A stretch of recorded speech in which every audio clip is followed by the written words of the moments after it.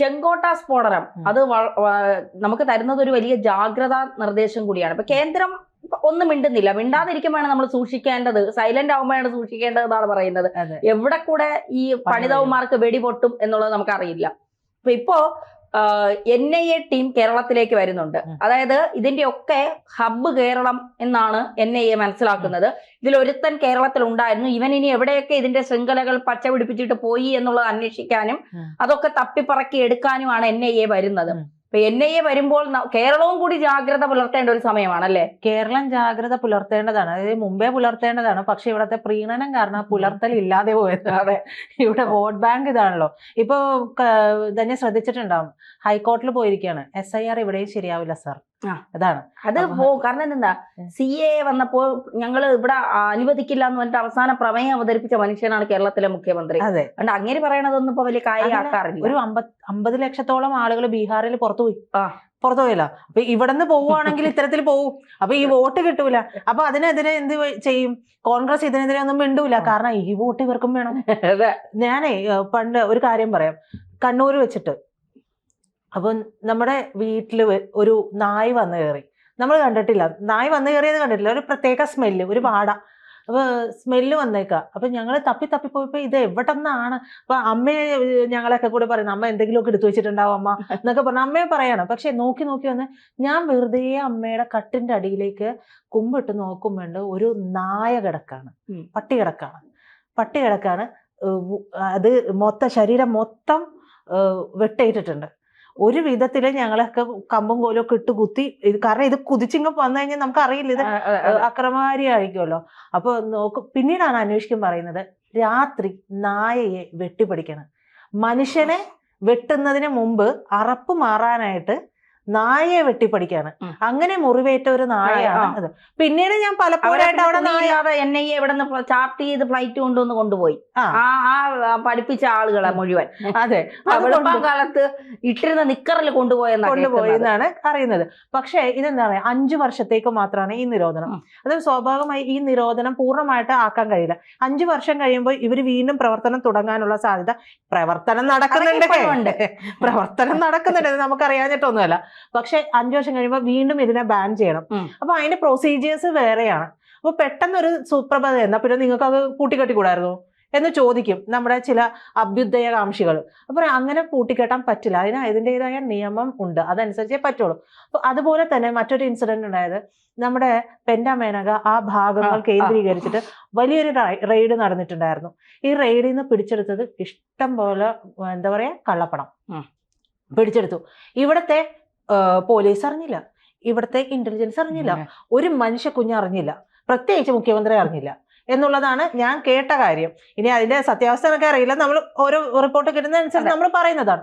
പക്ഷെ ഇതെല്ലാം നടക്കുന്നുണ്ട്. ഇതിന് മുമ്പ് നമ്മുടെ കോസ്റ്റൽ ഏരിയ കേന്ദ്രീകരിച്ച് ധനിക്ക് ഓർമ്മയുണ്ടാകണം, ഒരു വൈപ്പിൻ ഭാഗത്തു നിന്നൊരു വലിയൊരു ബോട്ട് പുറപ്പെട്ടു പോയത് ശ്രീലങ്കയിലേക്ക് പോകുന്നു, പിന്നെ അവിടെ നിന്ന് വേറെ ഇങ്ങോട്ടൊക്കെ പോകുന്നു എന്ന് പറയുന്നു. ഭയങ്കര കൊടുമ്പിരി കൊണ്ട അന്വേഷണമായിരുന്നു. ആ അന്വേഷണം എവിടെയായി?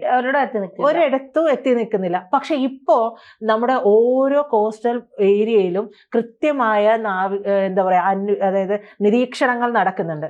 ഈ ഏരിയയിൽ കൂടെ പറയുമ്പോഴാണ് നമ്മൾ പറഞ്ഞു വെക്കേണ്ട മറ്റൊരു കാര്യം എന്ന് പറയുന്നത്, ഇവരിപ്പോ ഇവിടെ കിടന്ന് പറയുന്നുണ്ടല്ലോ, നിരന്തരമായിട്ട് പറയുന്ന ഒരു കാര്യമാണ് എന്താണ്, ഇന്റലിജൻസ് വീഴ്ച എന്ന് പറയും. ഇന്റലിജൻസ് വീഴ്ച ഉണ്ടായെന്ന് ധന്യക്ക് തോന്നുന്നുണ്ടോ? നമ്മുടെ ഈ രാജ്യത്ത് ഇന്റലിജൻസ് വീഴ്ച ഉണ്ടായത് കൊണ്ടാണ് ഇത് സംഭവിച്ചത് എന്ന് ധന്യക്ക് തോന്നുന്നുണ്ടോ? ഇന്റലിജൻസ് വീഴ്ച ഉണ്ടായെങ്കിൽ ഇതിലും വലിയ സ്ഫോടനമാണ് നമ്മുടെ രാജ്യത്ത് സംഭവിക്കേണ്ടത്. അതെ, ഇതിൽ ഒതുങ്ങിയത് നമ്മുടെ അന്വേഷണ ഏജൻസികൾ അത്രയും ഗൗരവമായി ഇതിന്റെ പുറകിൽ ഉള്ളത് കൊണ്ടാണ്.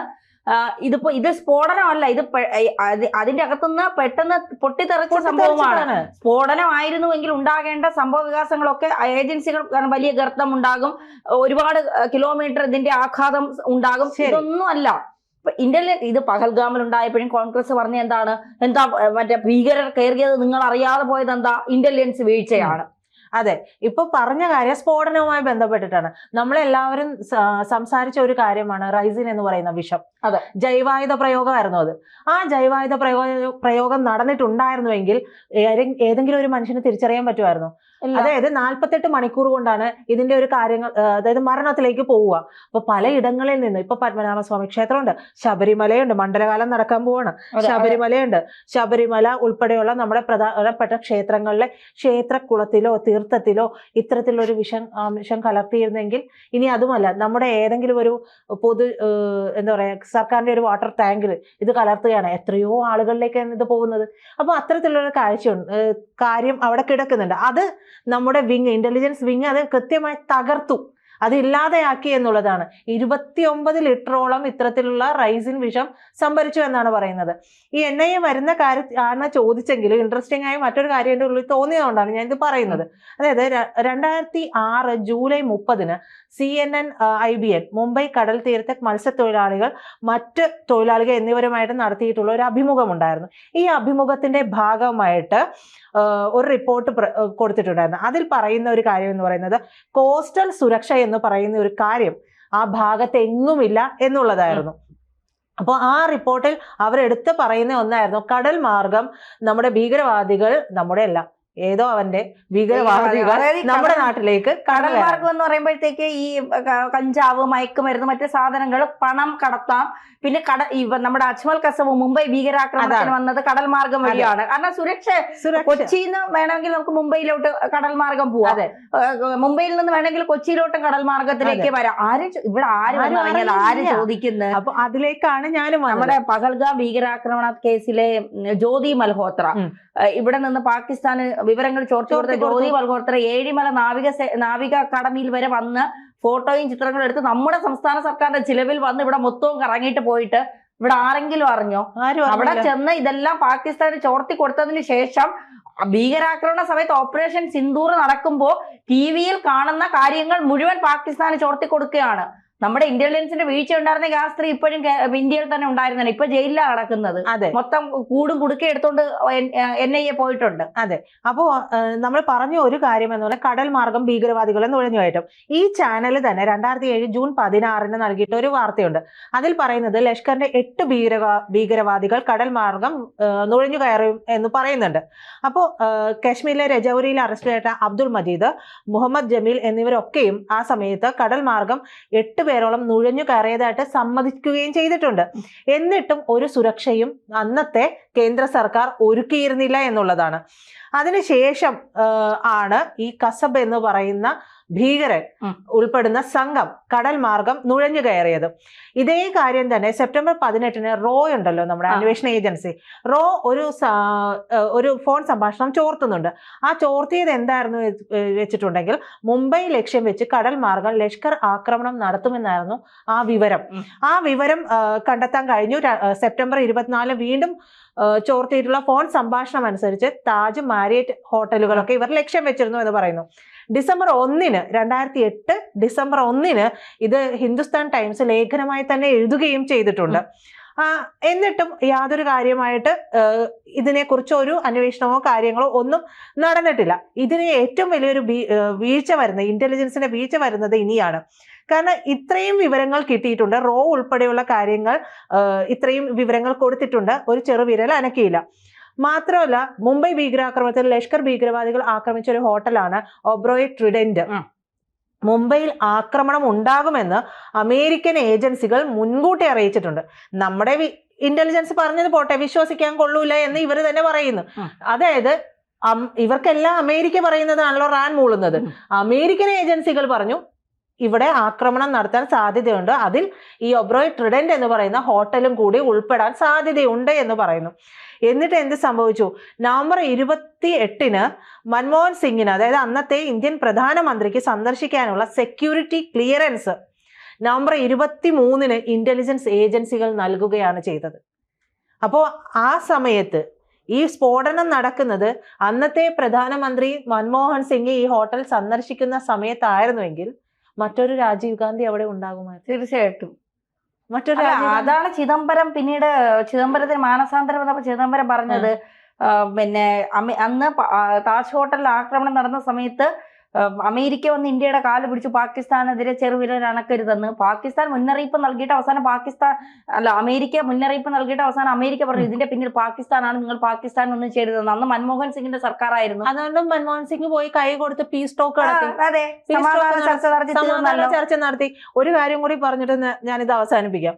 അപ്പോ ഈ ഒരു കാര്യം അവിടെ നടന്നിട്ടുണ്ട്. മറ്റൊന്ന് NSGയുടെ സ്റ്റാൻഡിംഗ് ഓർഡർ എന്ന് പറയുന്ന ഒരു കാര്യമുണ്ട്. അത് ഇങ്ങനെയുള്ള അടിയന്തര ഒരു ഘട്ടം ഉണ്ടല്ലോ, ഇത്തരത്തിലുള്ള മുന്നറിയിപ്പുകളൊക്കെ വരുന്ന ഒരു ഘട്ടത്തിൽ ഒരു കമാൻഡോ ടീം ഉടൻ തന്നെ എയർക്രാഫ്റ്റ് എടുത്ത് സംഭവ സ്ഥലത്ത് ഉത്തരവ് പ്രകാരം എത്തണം എന്നുള്ളതാണ്. ഇത് രാജീവ് ഗാന്ധിയുടെ കാലത്ത് കൊണ്ടുവന്നിട്ടുള്ള ഒരു ചട്ടമാണ്. അപ്പോൾ മുംബൈ ആക്രമണ സമയത്ത് ആരാണ് ഇത് മാറ്റി എഴുതിയതെന്ന് അറിയില്ല. അതായത് NSG ടീമിന് ഡൽഹി എയർപോർട്ട് വരെ ട്രാഫിക്കിൽ കുടുങ്ങിയാണ് പോയത്. ആ കഥയൊക്കെ അറിയാലോ. ട്രാഫിക്കിൽ കുടുങ്ങിയാണ് പോകുന്നത്. മാത്രമല്ല ഒരു എയർക്രാഫ്റ്റ് കിട്ടാൻ വേണ്ടിയിട്ട് മണിക്കൂറുകൾ കാത്തിരിക്കേണ്ടി വന്ന ഒരു സാഹചര്യം ഉണ്ടായിട്ടുണ്ട്. അപ്പോൾ NIA ഇവിടെ വരുന്നതാണ് ചോദിച്ചെങ്കിലും ഇത് പറയേണ്ടി വരുന്നത് കൊണ്ടാണ്, മനസ്സിൽ പെട്ടെന്ന് ഈ ഒരു കാര്യം തോന്നിയത് കൊണ്ടാണ്. അപ്പോൾ NIA വരുമ്പോൾ ഇത്തരത്തിൽ ഉള്ള വീഴ്ചകൾ സംഭവിച്ചിട്ടുള്ള ഒരു രാജ്യമാണ് നമ്മുടേത്. അപ്പോൾ ഇപ്പോ ആർജവമുള്ള ഒരു സർക്കാർ ഇരിക്കുമ്പോൾ ഇനി NIA ഇവിടെ കേരളത്തിലേക്ക് വരും എന്ന് പറയുമ്പോൾ വീണ്ടും ഒരു പ്രതീക്ഷയുള്ളത് എന്താണെന്ന് വെച്ചിട്ടുണ്ടെങ്കിൽ ഇവിടെയുള്ള ബാക്കിയുള്ള ഞാഞ്ഞൂളുകളെയും തൂക്കിയെടുത്ത് കൊണ്ടുപോകും എന്നുള്ളതാണ്. അതെ, പെട്ടിക്കെട്ടി കൊണ്ടുപോകും. ആ ഒരു പ്രതീക്ഷയാണ്. കാരണം അതൊരു വലിയ പ്രതീക്ഷയാണ്. ഒരു വിഭാഗം എന്നേ ഞാൻ പറയുള്ളൂ. കാരണം പറയാൻ കഴിയില്ല. രാജ്യത്തെ സ്നേഹിക്കുന്ന ഒരുപാട് ആളുകളുണ്ട്. രാജ്യത്തെ സ്നേഹിക്കുന്ന ഒരുപാട് പേരുണ്ട്. അതിൽ ഒരു കുറച്ച് ആളുകൾ മാത്രമേ രാജ്യത്തിനെതിരായിട്ട് രാജ്യം നശിക്കണമെന്ന് ചിന്തിക്കുന്ന ആളുകളുള്ളൂ. അവരെ തൂക്കിപ്പറക്കി ഇവിടെ നിന്ന് കൊണ്ടുപോകണം. ഇല്ലെങ്കിൽ പറ്റിയില്ല എങ്കിൽ അവരോടൊരു അപേക്ഷയാണ്, നിങ്ങൾക്ക് ഒരു മതരാജ്യമുണ്ട് എന്ന് നിങ്ങൾ വിശ്വസിക്കുന്നു, ആ മതരാജ്യത്തിലേക്ക് നിങ്ങളെ ഇരു കയ്യും നീട്ടി അവർ സ്വീകരിക്കും. അവിടെ ചെന്ന് നിങ്ങൾക്ക് ഭീകരപ്രവർത്തനം ചെയ്യണോ, ചാവേറാകണോ, സ്വയം പൊട്ടിത്തെറിക്കണോ, എന്ത് വേണമെങ്കിലും അവര് സമ്മതിച്ചു തരും, അത് ചെയ്യുകയും ചെയ്യും. അവർക്ക് അത് താല്പര്യം. അതെ, ഇവിടെ അത് പറ്റത്തില്ല. അത്രേ ഉള്ളൂ. കൂടുതൽ വാർത്തകളും വിശേഷങ്ങളും നിങ്ങളിലേക്ക് എത്താൻ ABC മലയാളം സബ്സ്ക്രൈബ് ചെയ്യുക, ബെൽ ബട്ടണും അമർത്തുക.